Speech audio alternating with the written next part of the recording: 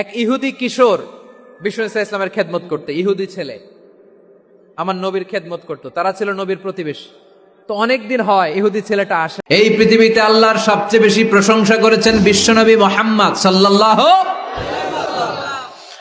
আবার নিজেও প্রশংসিত। আসসালামু আলাইকুম। আমরা বাংলাদেশের বিখ্যাত একজন বক্তার ওয়াজ শুনতেছি। আমরা চেষ্টা করব তার এই বক্তব্য থেকে আমার ভালো জিনিসগুলো নেওয়া, আল্লাহ তাআলা আমাদের যেভাবে জীবনযাপন করতে বলছে সেইভাবে জীবনযাপন করা। আমরা যাতে তার ওয়াজের ভালো জিনিসগুলো নিতে পারি এবং সে অনুযায়ী জীবনযাপন করতে পারি, আল্লাহ তাআলা যাতে আমাদের সকলকে সেই তৌফিক দান করে এবং সকলে বলে আমিন। আমরা সকলে চেষ্টা করি ওয়াজের বাকি অংশটা শোনার এবং সেই অনুযায়ী নিজেদের জীবনযাপন করার। এক ইহুদি কিশোর বিষ্ণু ইসলামের খেদমত করতে, ইহুদি ছেলে আমার নবীর খেদমত করত, তারা ছিল নবীর প্রতিবেশী। তো অনেকদিন হয় ইহুদি ছেলেটা আসে না। বিশ্বনবী খোঁজ দিলেন, ঘটনা কি? একটা ইহুদি ছেলে না আমার খেদমতে আসতো, ছেলেটা কই? খোঁজ নিয়ে জানলেন ছেলেটা অসুস্থ। বিষ্ণু ইসলাম ওই ইহুদির বাড়িতে চলে গেলেন ওই ছেলেটাকে দেখা করার জন্য, ভিজিট করার জন্য। সুবহানাল্লাহ পড়বেন না? গেলেন, যে দেখে ইহুদি ছেলেটা মুমূর্ষ, জান যায় যায় ভাব, বিছানায় পড়ে আছে, তার বাবা দাঁড়ানো। বিশ্বনবী তার মাথার পাশে বসলেন, মাথায় হাত বুলিয়ে দিলেন আর ছেলেটাকে বললেন, আসলিম, হে ইহুদি ছেলে, আসলিম, ইসলাম ধর্ম গ্রহণ করো।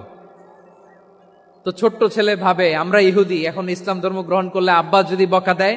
ফানাযারা ইলা ওয়াজহি আবি, ছেলেটা তার বাবার চেহারার দিকে তাকালো, দেখে আব্বা কি কয়। আব্বা যদি বলে তাইলে ইসলাম ধর্ম গ্রহণ করব। ইহুদি ছেলেটা তার বাবার দিকে যখন তাকালো, ওর বাবা বলে, আতি আবুল কাসিম, আবুল কাসিম যা বলে তাই করো। আবুল কাসিম হচ্ছে বিষ্ণু ইসলামের একটা কুনিয়াত, উপনাম। আমার রাসূলের বড় ছেলের নাম ছিল কাসেম। যেমন দেখবেন আমাদের এলাকায় কারো ছেলের বড় ছেলের নাম যদি হয় আব্দুল্লাহ, এরা আব্দুল্লাহর বাপ বলে ডাকে। কারো বড় মেয়ের নাম যদি হয় ফাতেমা, এরা কি ডাকে? ফাতেমার বাপ বলে না? তো বিষ্ণু ইসলামের বড় ছেলের নাম ছিল কাসেম। ইহুদি বাবা বলল, আতি আবুল কাসেম, আবুল কাসেম যা বলে তাই শোনো, মানে মোহাম্মদ যা বলে তাই শোনো। এই কথা শুনে ছেলে সাহস পাইছে, ছেলে আবার পড়তে আরম্ভ করলো, আশহাদু আল্লাহ ইলাহা ইল্লাল্লাহ ওয়া আশহাদু আন্না মুহাম্মাদার রাসূলুল্লাহ, পড়েন আল্লাহু আকবার। বিশ্বনবীর আহ্বান শুনে ওই আহ্বানে সাড়া দিয়ে ইহুদি ছেলে শাহাদা পড়ে মুসলমান হয়ে গেল। তার হৃদয়টারে ইমানের নূর দিয়ে আলোকিত করে দিল কে? এবার রাসূল সাল্লাল্লাহু আলাইহি ওয়াসাল্লাম বের হয়ে আসলেন ঘর থেকে আর বললেন, আলহামদুলিল্লাহিল্লাযী আনকাযাহু মিনান নার, প্রশংসা সে আল্লাহর, যে আল্লাহ জাহান্নামে চলে যাচ্ছিল প্রায় এমন একটা লোককে মুহূর্তের মধ্যে কালেমায়ে শাহাদাতের বদৌলতে জান্নাতি বানায় দিলেন। আওয়াজ করে পড়েন সুবহানাল্লাহ। বিষ্ণু ইসলামের স্ত্রীর নাম ছিল আয়েশা রাদিয়াল্লাহু তাআলা আনহা, আবু বকর রাদিয়াল্লাহু তাআলা আনহুর মেয়ে। আবু বকর রাদিয়াল্লাহু তাআলা আনহুর আরেক মেয়ের নাম হচ্ছে আসমা। দুজনই আবু বকর রাদিয়াল্লাহু তাআলা আনহুর মেয়ে। আসমা আর আয়েশা দুজন বোন, এক মায়ের না, বাবা এক মা দুইজন। আয়েশা রাদিয়াল্লাহু তাআলা আনহার মায়ের নাম উম্মে রুমান আর আসমা রাদিয়াল্লাহু তাআলা আনহার মায়ের নাম কুতাইলা বিনতে আব্দুল উজ্জা। আবু বকর রাদিয়াল্লাহু তাআলা আনহু 4টা বিয়ে করেছিলেন। একই ঘটনা ঘটেছে এই ফ্যামিলিতে। আসমা ইসলাম ধর্ম গ্রহণ করে মুসলিমা, কিন্তু তার মা কোতাইলা মুশরিকা। আই রিপিট, বোঝার জন্য আমি আবারও বলি, আসমা রাদিয়াল্লাহু তাআলা আনহা মুসলিমা আর আসমার মা কোতাইলা মুশরিকা। তার মানে মেয়ে মুসলিম, মা অমুসলিম, ভেজাল আছে না নাই? কিন্তু কোতাইলা আর ধৈর্য ধারণ করতে পারে না। নার ছেড়া ধন, কলিজার টুকরা ধন, কলিজার টুকরা সন্তান আসমারে দেখতে বড্ড মন চায়। সাইয়েদনা আসমা রাদিয়াল্লাহু তাআলা আনহা মক্কা থেকে হিজরত করে মদিনায় চলে গেলেন হুদাইবিয়ার পর। যখন মক্কা মদিনার ট্রাফিক স্বাভাবিক হলো, মক্কার লোক মদিনায় যায়, মদিনার লোক মক্কায় আসে। কোচাইলা কলিজার টুকরা সন্তান আসমারে দেখার জন্য কিছু উপহার নিয়ে বিশাল মরুপথ পাড়ি দিয়ে মক্কা থেকে মদিনায় যায়। সুবহানাল্লাহ বলেন। এখন মা আসছে মেয়ের সাথে দেখা করতে, মেয়ে তো আর দেখা দেয় না। মেয়ে ভাবছে আমার মা তো মুশরিকা, অপবিত্রা, তার সাথে কি দেখা দেয়া যাবে? বিশ্বনবীর দরবারে চলে গেলেন। সুবহানাল্লাহ বলেন। কি সৌভাগ্যবান ছিল তারা, মাসলা জানার দরকার হলেই নবীর দরবারে চলে যেত। ঘরে বউয়ের সাথে ঝগড়া হলে নবীর দরবারে চলে যেত। অনেক সাহাবী বলে আমার পেটে ক্ষুধা লাগলো আমি নবীর কাছে চলে যেতাম, কারণ নবীর চেহারার দিকে তাকালেই আমার পেটের ক্ষুধা মিটে যেত। সাইয়েদনা উসমান রাদিয়াল্লাহু তাআলা আনহু বিশ্বনবীর কাছে চলে গেলেন, যে বললেন, ইয়া রাসূলুল্লাহ, হে ইয়া হাবিবাল্লাহ, ইন্না উম্মি কাদিমাতুন ইলাইয়া ওয়া হিয়া রাগিবা। আমার মা মক্কা থেকে অনেক দূর মরুর পথ পাড়ি দিয়ে উপহার সামগ্রী নিয়ে মদিনায় আমার সাথে দেখা করতে এসেছে গো নবী। আমার জানতে বড্ড ইচ্ছে হয় আমি আমার মুশরিকা মায়ের সাথে একটু দেখা করতে পারবো কিনা। আফা আসিলুহা, আগে যেমনি আমি আমার মায়ের সাথে ভালো আচরণ করতাম, যেমনি আমি আমার মায়ের সাথে সদাচরণ করতাম গো নবী, এখন আমি মুসলিমা, মা মুশরিকা, এখনো কি আগের মতো সদাচরণ করতে পারবো নাকি? বিশ্বনবী বললেন, নাম সিলিহা, হ্যাঁ রে আসমা, অবশ্যই অবশ্যই, আগে ঠিক যেমন তুমি তোমার মায়ের সাথে ভালো আচরণ করতে, এখনো তেমনি আগের মতো ভালো আচরণ করবা। আওয়াজ করে পড়েন সুবহানাল্লাহ। সপ্তম হিজরিতে বিষ্ণু ইসলাম সব সুপার পাওয়ারের কাছে চিঠি দিলেন, রোমান সম্রাটের কাছে, পারস্য অধিপতির কাছে, মিশরের অধিপতির কাছে, সবার কাছে চিঠি লিখলেন। চিঠির ভাষা ছিল এরকম, মিন মুহাম্মাদিন রাসূলিল্লাহ ইলা মুকাউকিস আযীমিল কিবত, মুহাম্মদ রাসূলুল্লাহর পক্ষ থেকে মিশরের বাদশার কাছে, আসলিম তাসলাম, ইসলাম মানো শান্তিতে থাকবা, সালামুন আলা মান ইত্তাবা আল হুদা, শান্তি তার জন্য যে হেদায়েতের অনুসরণ করে। সুবহানাল্লাহ পড়েন। তো এই চিঠি অনেকে ভালোভাবে রিসিভ করেছে, অনেকে এই চিঠি পাওয়ার পরে নবীর কাছে আবার ইন রিটার্ন উপহার পাঠিয়েছে। কি পাঠিয়েছে? উপহার। মিশরের বাদশাহ মুকাউকিস তিনি বিশ্বনবীকে বিশাল এক উপহারের ডালি পাঠিয়েছেন। মিশরের বাদশাহ মুকাউকিস ছিলেন ধর্মে খ্রিস্টান। লালমনিরহাটের ভাইরা আওয়াজ করে বলেন, মিশরের বাদশাহ ধর্মে কি ছিল? খ্রিস্টান। কি উপহার দিয়েছিল আমার নবীকে? শুনতে মনে চায়? 1000 স্বর্ণ মুদ্রা। 1000 স্বর্ণ মুদ্রা। 2টা খ্রিস্টান দাসী, একজনের নাম মারিয়া বিনতে শামউন আল কিবতিয়া, আরেকজনের নাম সিরিন বিনতে শামউন আল কিবতিয়া। একজন খ্রিস্টান দাস 20 থান কাপড় জামা বানানোর জন্য, আমরা নবী যেন সেলাই করে জামা বানাতে পারে এজন্য 20 থান কাপড়, 20 থান ফাইন গার্মেন্ট। সুবহানাল্লাহ পড়বেন না?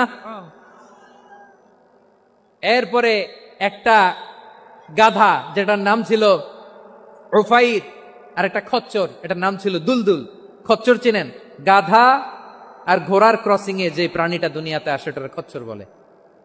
তো এই যে সুপার পাওয়ার খ্রিস্টান বাদশার কাছে নবী চিঠি লিখলেন, ওই খ্রিস্টান বাদশাহ আমার নবীকে উপহার দিল। বিশ্বনবী এই উপহারগুলো সানন্দে গ্রহণ করেছে। সুবহানাল্লাহ পড়বেন না? তাহলে অমুসলিম কেউ যদি আপনাকে উপহার দেয়, হালাল উপহার হলে আপনি গ্রহণ করতে পারবেন। অনুরূপভাবে পারস্যের বাদশাহ, রোম সম্রাট বিশ্বনবীকে উপহার পাঠিয়েছেন। আমার নবী সবগুলো উপহার, গিফট গ্রহণ করেছেন। সুবহানাল্লাহ বলেন। তাহলে প্রিয় লালমনিরহাট, আওয়াজ করে বলুন, ইসলাম কি ন্যারো মাইন্ডেড রিলিজিয়ন না ব্রড মাইন্ডেড? আম্মাজান আয়েশার কাছে মাসালা জানতে চায় মেয়েরা, হে আম্মাজান, অগ্নি উপাসকেরা তাদের ঈদের দিন নওরোজের সময় আমাদেরকে পাখি দেয়, নেওয়া যাবে? উনি বললেন, ওরা জবাই করে দিলে নেওয়া যাবে না, কিন্তু ওরা যদি ফলমূল এরকম খাবার দেয় এগুলো নেওয়া যাবে। তার মানে অমুসলিমদের দেয়া উপহার এটা গ্রহণ করা যায়। সুবহানাল্লাহ বলেন। শুধু তাই নয়, বিষ্ণু ঈসা ইসলাম অমুসলিমদের সাথে আর্থিক লেনদেনও করেছেন, ফিনান্সিয়াল ডিলিং করেছেন। অমুসলিমদের সাথে প্রয়োজনে আপনি ফিনান্সিয়াল ডিলিং করতে পারবেন। আমরা প্রায় দেখি বাজারের মিষ্টির দোকানগুলো আমার হিন্দু ভাইদের। লালমনিরহাটে মিষ্টির দোকান, দইয়ের দোকান কারা চালায়? হিন্দুরা চালায় না? তারপরে যে বারবার শপ, চুল কাটে যে নাপিত, অধিকাংশ নাপিতের দোকানে কারা? আমার হিন্দু ভাইরা। তা আপনি চুল কাটতে পারবেন কিনা? পারবেন কিনা বলেন? পারবেন। তার দোকান থেকে দই মিষ্টি কিনতে পারবেন কিনা? হ্যাঁ, আমার মুসলিম ভাইয়ের দোকান থাকলে ওইটারে আমি বেশি প্রায়োরিটি দিব, ঠিক কিনা? কিন্তু যদি তাদের সার্ভিস নিতে চান, প্রোডাক্ট নিতে চান, পারবেন। তার দলিল সহিহ বুখারী, আম্মা জান আয়েশা রাদিয়াল্লাহু তাআলা আনহা বলেন, ইশতারা রাসূলুল্লাহ সাল্লাল্লাহু আলাইহি ওয়াসাল্লাম মিন ইয়াহুদিয়িন তুআমান ওয়া রাহানাহু দিরআহু মিন হাদিদ। রাসূল সাল্লাল্লাহু আলাইহি ওয়াসাল্লাম এক ইহুদির কাছ থেকে, কার কাছ থেকে? আমার নবী, পেয়ারা নবী এক ইহুদির কাছ থেকে জব কিনেছিল। জব, বার্লি, যেটা দিয়ে রুটি বানায়। ওই জবের দাম দেওয়া টাকা পয়সা নবীর কাছে ছিল না, ফলে নবী ওনার একটা পোশাককে মর্গেজ রেখেছিলেন, মর্গেজ, বন্ধক, যে এখন এটার দাম দিতে পারবো না, কয়েক কেজি বার্লি নিয়ে যাই আর বন্ধক হিসেবে আমার জামাটা রেখে গেলাম, যেদিন দাম দিব ওই দিন জামাটা ছুটাই নিয়ে যাব। বাকিতে নিছিলেন, বাকিতে। দিরআহু মিন হাদিদ, লোহার তৈরি বর্ম, মানে যুদ্ধের পোশাক, লোহা দিয়ে বানানো। বিশ্বনবী বললেন, কয়েক কেজি জব দাও, টাকাটা পরে দিব, এখন টাকা নাই, বন্ধক হিসেবে, মর্গেজ হিসেবে আমার জামা রেখে গেলাম, যখন টাকা দিব জামা ছুটাই নিব। আওয়াজ করে বলতে হবে সুবহানাল্লাহ। এ থেকে বোঝা গেল অমুসলিমদের সাথে ফিনান্সিয়াল ডিলিং করা যায়, অর্থনৈতিক লেনদেন করা যায়, কেনাবেচা করা যায়, প্রোডাক্ট কেনা যায়। এমনকি আমাদের মসজিদে নববীতে বারান্দায় আপনারা একটা অটোমেটিক ফ্লাইং আমব্রেলা দেখছেন? সূর্য যখন বাড়ে মসজিদে নববীর বারান্দায় ইয়ার্ডের মধ্যে অটোমেটিক্যালি কিছু আমব্রেলা আছে, সাঁ করে খুলে যায়, আর সূর্যের তাপ লাগে না। আবার সন্ধ্যাবেলায় এই আমব্রেলাগুলো ওরা ক্লোজ করে ফেলে, দেখেন নাই না? দেখছেন? এই মসজিদে নববীকে সর্বোচ্চ উন্নত মানের কনস্ট্রাকশন ইনফ্রাস্ট্রাকচারে ডেভেলপ করার জন্য কর্তৃপক্ষ কিছু অমুসলিম ইঞ্জিনিয়ারের, ডিজাইনারের সহায়তা নিয়েছিল। সুবহানাল্লাহ বলেন। কোন দলিলের ভিত্তিতে? এই দলিলের ভিত্তিতে যে বিষ্ণু ঈসা ইসলাম অমুসলিমদের সাথেও লেনদেন করেছেন। আওয়াজ করে বলতে হবে আল্লাহু আকবার। শুধু তাই নয়, ইন কেস অফ ইমার্জেন্সি, প্রয়োজনে ইসলামের খাতিরে, ইসলামকে সামনের দিকে এগিয়ে নিয়ে যাওয়ার জন্য অমুসলিমদের সাপোর্ট নেওয়া জায়েজ আছে। সুবহানাল্লাহ বলেন। অমুসলিমদের সাপোর্ট নেয়া, তাদের থেকে অর্থ নেয়া, পলিটিক্যাল সাপোর্ট, পলিটিক্যাল অ্যাসাইলাম নেওয়া জায়েজ আছে। খুলনাতে সর্বশেষ যে আমি প্রোগ্রাম করে গেলাম, সেখানে কয়েকশো হিন্দু ভাই আসছে আমাদের আলোচনা শুনতে, আলহামদুলিল্লাহ। অনেক বৌদ্ধরা আসে, অনেক খ্রিস্টানরা আসে। এবার সফরেও অনেক হিন্দু ভাইরা আমার সাথে দেখা করেছে, তারা বলেছে হুজুর আমরা আপনার আলোচনা শুনি, আলহামদুলিল্লাহ বলেন। So it's our responsibility to present our religion to our non-Muslim brothers and sisters. আদতে বাংলাদেশের ইতিহাস বলে আমাদের দেশে কোনো দাঙ্গা নাই, আছে? লালমনিরহাটের ভাইয়েরা আওয়াজ করে বলেন, আমাদের দেশে হিন্দু মুসলিম দাঙ্গা আছে? আমরা ভাই ভাই, আওয়াজ করে বলুন তো আমরা কি ভাই ভাই। কিন্তু কিছু দুষ্ট লোক আছে, তারা আমাদের সম্পর্কের মধ্যে ফাটল ধরাতে চায়, ঠিক কিনা বলেন? মাঝে মাঝে ঝগড়া লাগাতে চায়। দেখবেন পত্রপত্রিকায় দেখা যায় বিভিন্ন ধর্মীয় উপাসনালয়গুলোতে হামলা চালানো হয়, এগুলো রাজনৈতিক উদ্দেশ্য প্রণোদিত, এগুলোর সাথে ইসলামের কোনো সম্পর্ক নাই। এজন্য এই দুর্বৃত্তদের ব্যাপারে আমাদের সাবধান থাকতে হবে। আমরা সবসময় যেমনি ঐক্যবদ্ধ, ইউনাইটেড, আমরা যদি এরকম ইউনাইটেড থাকি, এই সমস্ত দুর্বৃত্তদের কালো হাত ভেঙে দিতে আমাদের 1 ঘন্টাও লাগবে না। চিল্লায় বলো ঠিক কিনা? আমরা সংঘবদ্ধ থাকবো। এই যে আমাদের পিসফুল কোএক্সিস্টেন্স, শান্তিপূর্ণ সহাবস্থান, হিন্দুরা পূজা করে, যেদিন হিন্দুদের পূজা অনুষ্ঠান আমরা ওই দিন তাফসির মাহফিল করি না, ঠিক কিনা বলেন? যেদিন আমাদের তাফসিরুল কোরআনের প্রোগ্রাম, ওই দিন আমাদের হিন্দু ভাইরা ডিস্টার্ব করে না। সুবহানাল্লাহ। হিন্দুদের পূজা অনুষ্ঠানে মাদ্রাসার ছাত্র যে পাহারা দেয়, গোটা বিশ্বে এরকম দৃষ্টান্ত, নজির বিরল, ঠিক কিনা বলেন? আইন শৃঙ্খলা বাহিনীর পাশাপাশি মাদ্রাসার ছাত্ররা যে সেখানে পাহারা দেয়, গোটা পৃথিবীতে এই দৃষ্টান্ত আপনি পাবেন। মাদ্রাসার ছাত্ররা, তারা তো কোরআনের ধারক, তারা হাদিসের ধারক, তারা কেন মন্দির পাহারা দিবে? এই সম্প্রীতিকে ধরে রাখার জন্য, এই সৌহার্দ্যকে ধরে রাখার জন্য, আমাদের পারস্পরিক ভালোবাসাকে অটুট রাখার জন্য। আওয়াজ করে বলতে হবে ঠিক কিনা? এখন বলেন, আমাদের এই ভালোবাসা অটুট থাক আমরা চাই কি চাই না? আমরা হিন্দু মুসলিম মিলেমিশে শান্তিপূর্ণ সহাবস্থান, সাম্প্রদায়িক সম্প্রীতি, লালমনিরহাটের ভাইয়ের আওয়াজ করে বলুন, এই সাম্প্রদায়িক সম্প্রীতি আমরা চাই কি চাই না? আল্লাহ এই দেশকে তুমি বরকতময় করো, বাংলাদেশকে তুমি শান্তিময় করো। আওয়াজ করে সবাই বলেন আমিন। এই জায়গাটাতে সামান্য একটু আওয়াজ হচ্ছিল, এটাও থেমে গেছে, আলহামদুলিল্লাহ আলহামদুলিল্লাহ। এখন একেবারে everything is in my control, মাশাআল্লাহ। ঠিক আছে, আমি মূল আলোচনায় যাই। প্রিয় ভাইরা, আমি বলেছিলাম আমার আলোচনার বিষয় হচ্ছে শান্তিপূর্ণ সহাবস্থান, সাম্প্রদায়িক সম্প্রীতি। আমরা দেখব ইসলাম আমাদেরকে কি কি দিক নির্দেশনা দেয়। আমি আপনাদের খেদমতে সূরাতুল আনআমের 108 নম্বর আয়াত তেলাওয়াত করেছি। এখানে আল্লাহ রাব্বুল ইজ্জা ওয়াল জালাল তিনি ইরশাদ করছেন, ওয়ালা তাসুব্বুল্লাযীনা يدعون من دون الله فيسبوا الله عدوا بغير علم كذلك زينا لكل أمة عملهم ثم إلى ربهم مرجعهم فينبئهم بما كانوا يعملون رب العالمين বলেন, গোলাম ও আমার ইমানদার বান্দারা শোনো শোনো, ও আমার বিশ্বাসী বান্দারা শোনো শোনো, লা তাসুব্বুল্লাযীনা ইয়াদউনা মিন দুনিল্লাহ ফায়াসুব্বুল্লাহা আদওয়াম বিগাইরি ইলম। ও আমার বিশ্বাসী বান্দারা, যারা আল্লাহকে ব্যতি রেখে, আল্লাহকে বাদ দিয়ে অন্য উপাস্যকে ডাকে, দেবীর পূজা করে, দেবতাদের পূজা করে, তোমরা খবরদার তাদের গালি দিও না। আওয়াজ করে বলেন, কি দিও না? আল্লাহ বলেন, ও বিশ্বাসীরা শোনো, যারা আল্লাহকে বেছে রেখে দেবীর পূজা করে, অন্য উপাস্যের পূজা করে, তাদেরকে ডাকে, ওই দেবতাদেরকে তোমরা গালি দিও না।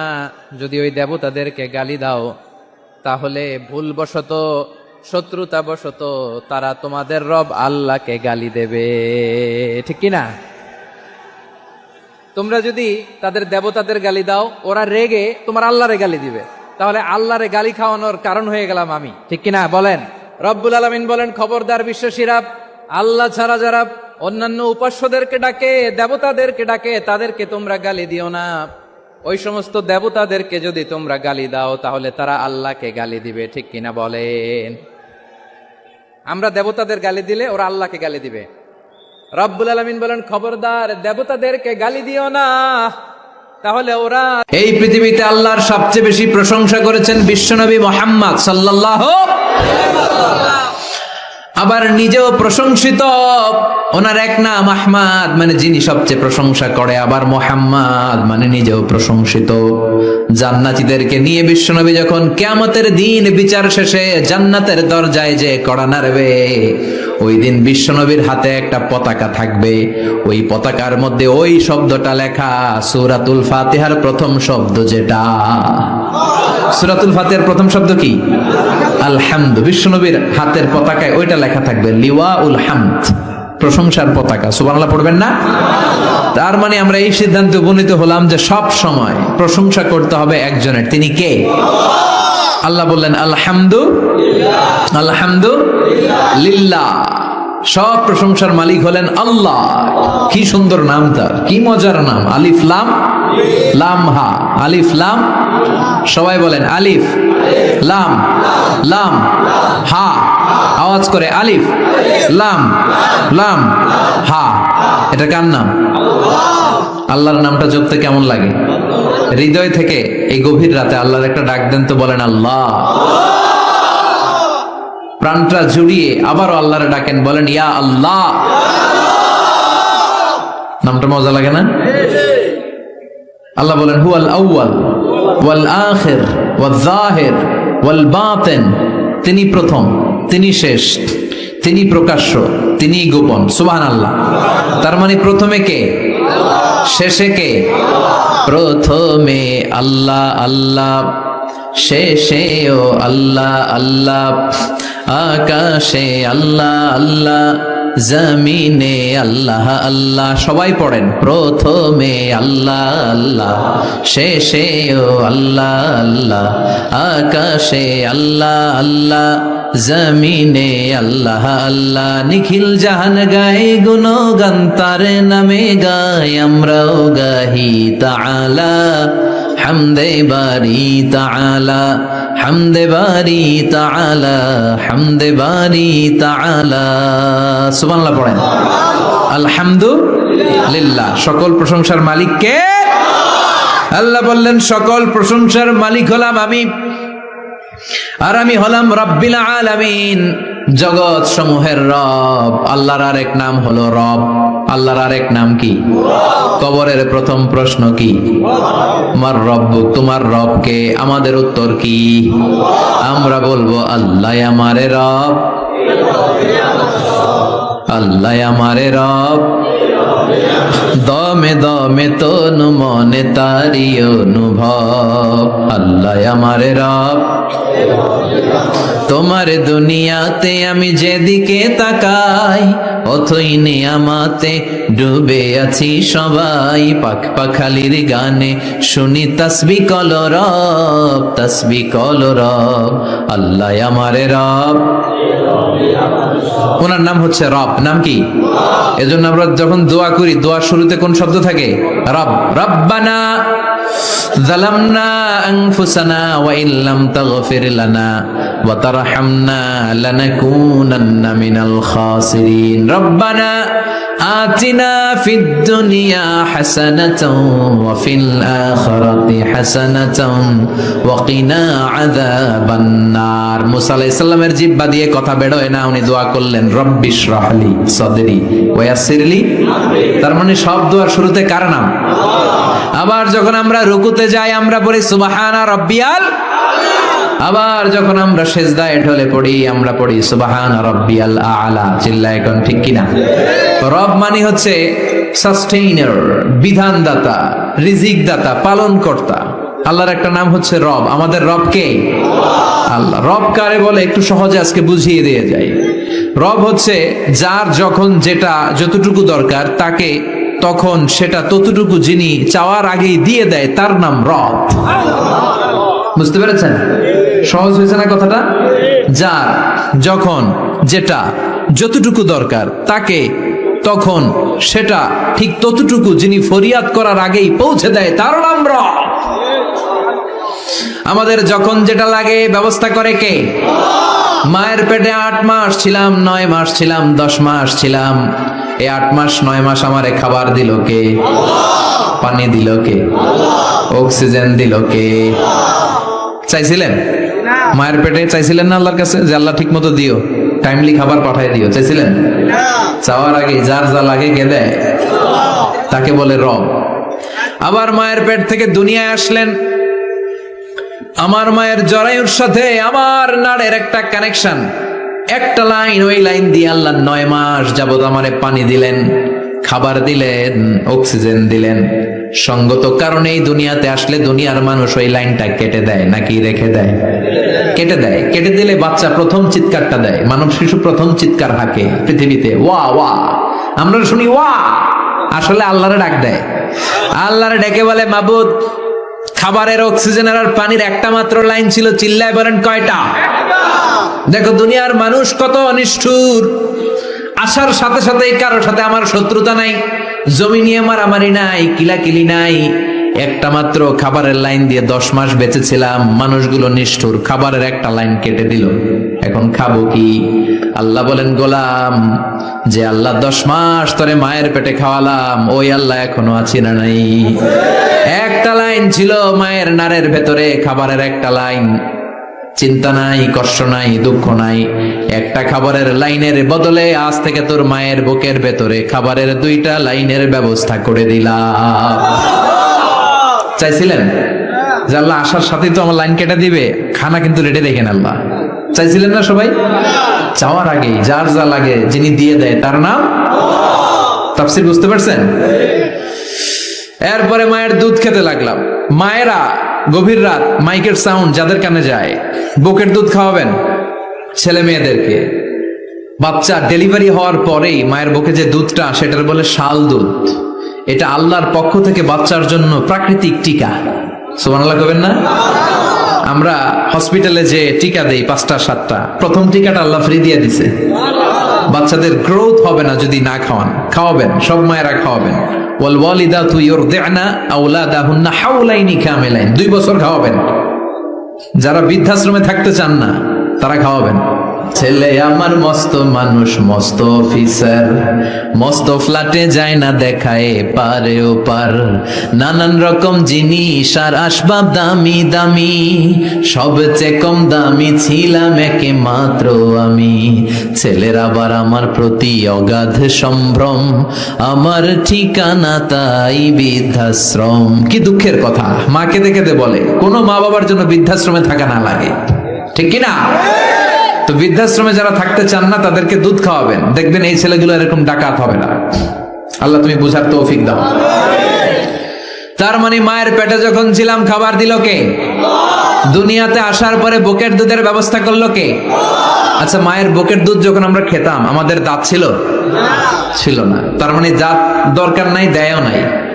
বয়স আমার 1 বছর 2 বছর যখন হইতে শুরু করলো, একটু বড় হয়েছে, এখন তো শুধু দুধে চলবে না, এখন মাছ খাইতে হবে, গোশ খাইতে হবে, কুরবানির হাড্ডি চাবাইতে হবে, কথা কন। তো এখন আমার দাঁতের দরকার আছে না নাই? দাঁত যখন দরকার ছিল না দেয় নাই, যখনই দরকার তখনই দিছে কে? আবেদন করছিলেন না অনলাইনে? কথা কন। অনলাইনে আবেদন করছিলাম তো আমরা, জাল্লা বয়স যখন ঠিক এই পর্যায়ে চলে যাবে দাঁত দিও তুমি, দাঁত চাইছিলেন? চাওয়ার আগে যিনি দেয় তার নাম। দেখেন বাংলাদেশে ভাল্লুক, উল্লুক, বাঘ যেগুলো আছে এগুলোর গায়ের পশমগুলো পাতলা।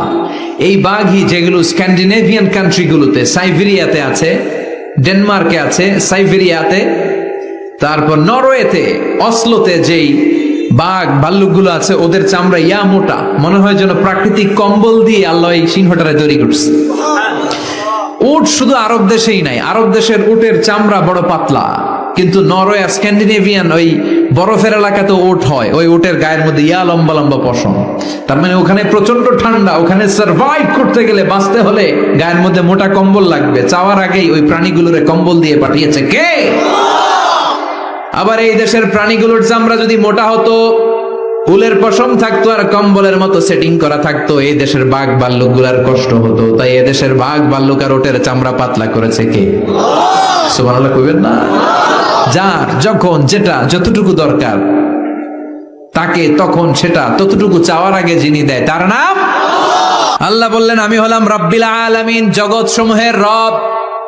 আলাম মানে একটা জগৎ, আলামিন মানে অনেক জগৎ, মাল্টি ডাইমেনশনাল ইউনিভার্স।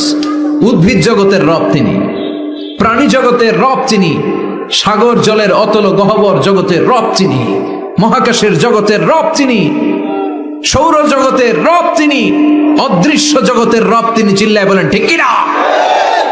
এজন্য আল্লাহ বললেন আলহামদুলিল্লাহ রাব্বিল আলামিন, যত জগৎ আছে সব জগতের রব আল্লাহর জন্য প্রশংসা। রাজি আছেন? আর রহমানির রহিম, তিনি দয়ার সাগর, তিনি দয়ালু, তিনি মায়াবী, তার মায়ার শেষ নাই, তার দয়ার শেষ নাই, তিনি দয়ার সাগর। আল্লাহ তুমি দয়ার সাগর, রহমানুর রহিম, তোমার দয়াই পূর্ণ আমার সারা নিশিদিন। সুবহানাল্লাহ পড়েন। আল্লাহ বলেন রাহমাতি ওয়াসিআত কুল্লা শাই, সব জায়গায় আমার রহমত বিস্তৃত, এমন কোন জায়গা নাই যেই জায়গায় আমি আল্লাহর রহমত নাই। আল্লাহর রহমত ছাড়া পৃথিবীতে কিছু হয় নাকি?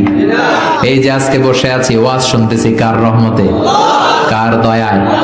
আল্লাহ বললেন এই রহমত, দয়ার, ভালোবাসারে আমি সৃষ্টি করার পরে 100 টুকরা করলাম। কয় টুকরা? 100 টুকরা করার পরে নিজের মধ্যে আমি 99 টুকরা দয়ার ভালোবাসা রেখে দিলাম। 1 টুকরা দয়া মায়া পৃথিবীর সবার মাঝে ঢেলে দিলাম। সাইয়েদনা আদম থেকে শুরু করে up to the day of judgment, কিয়ামত পর্যন্ত সবার মাঝে আল্লাহ রহমতের 1 টুকরা দিছে, ছিটে ফোঁটা। হুজুর পাইছে একটু, আমি পাইছি একটু, উনি পাইছে, উনি, সবাই মিলে আমরা 1 ফোঁটা ভাগে যোগে পাইছি দয়ার ভালোবাসা। সবাই মিলে 1 ভাগ ভালোবাসার, আর 99 ভাগ ভালোবাসা কার? ওনার ভালোবাসা বেশি না কম? 1 ভাগ ভালোবাসা আমরা পেয়ে পৃথিবীতে ভালোবাসার গানের শেষ নাই, ভালোবাসার মুভির শেষ নাই, ভালোবাসার উপন্যাসের শেষ নাই। 1 ভাগ ভালোবাসা আমরা পেয়ে কত ভালোবাসার গান, নাটক, সিনেমা।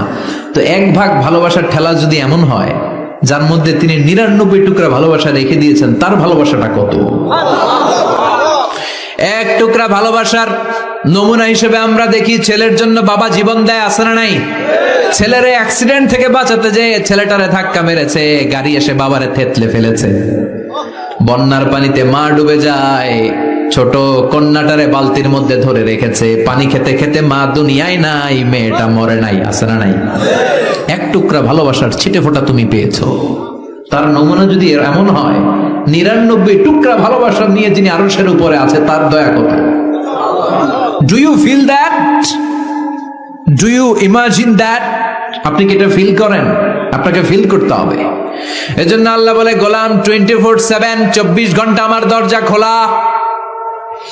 কত পাপ করেছিস, কত অন্যায় করেছিস, কত পর্নোগ্রাফি দেখেছিস, কত হিন্দি সিনেমা দেখেছিস, কত অশ্লীল মেয়েদের নাচ দেখেছিস, রাত্রিবেলা নেকেড ভিডিও দেখেছিস, কত অন্যায় করেছিস, আজও আমার দরজা তোর জন্য খোলা আছে না নাই?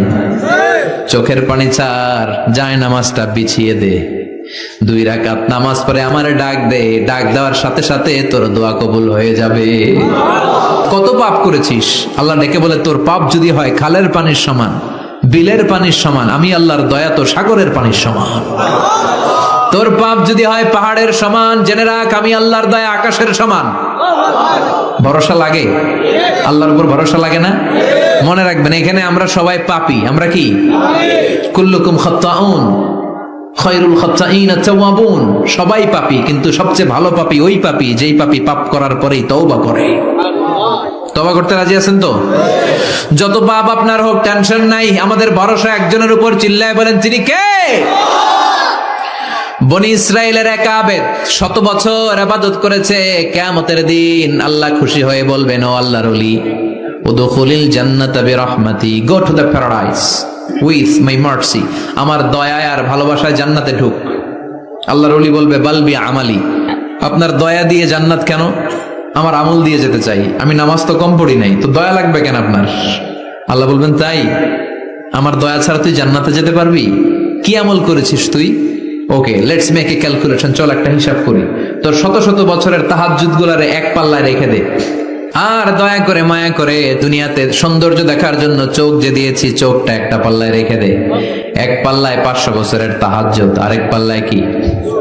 এই দুটি চোখ দিয়েছি বলে দেখো যে কত অপরূপ, নয়নাভিরাম খেতে খামারের জুড়াই জ্বালা, বিধুর ধূপ তোমার দেয়া চোখের শুকুর জানাবো তার ভাষা কই, যতই দেখি ততই যেন পলক ছাড়া চেরই। সুবহানাল্লাহ পড়েন। এক পাল্লায় চোখ রাখা হবে, আর এক পাল্লায় 500 বছরের তাহাজ্জুদ রাখা হবে। ওজন দেওয়ার পরে দেখা যাবে মুহূর্তের মধ্যে চোখের পাল্লা ভারী হয়ে গেছে।